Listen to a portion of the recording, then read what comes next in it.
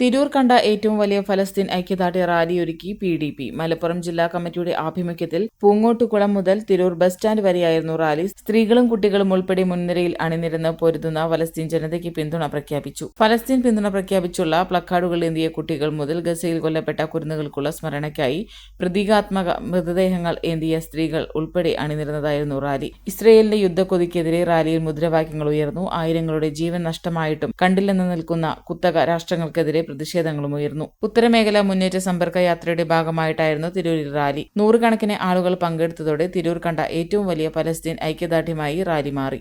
Bus stand പരിസരത്ത് നടന്ന പൊതുസമ്മേളനത്തിൽ പ്രവർത്തകർ പ്രതിജ്ഞയും എടുത്തു. PDP ജില്ലാ പ്രസിഡന്റ് സലാം മുന്നിയൂർ, സെക്രട്ടറി ഷായിർ മൊറയൂർ, ഹാരിസ് വാണിയന്നൂർ, ഇബ്രാഹിം തിരൂരങ്ങാടി, സക്കീർ പരപ്പനങ്ങാടി, അജിത് കുമാർ ആസാദ്, അബ്ദുറഹ്മാൻ ഹാജി, സയ്യിദ് അലിക്കുട്ടി ചമ്രവട്ടം, ബീരൻ ഹാജി തുടങ്ങിയവർ നേതൃത്വം നൽകി.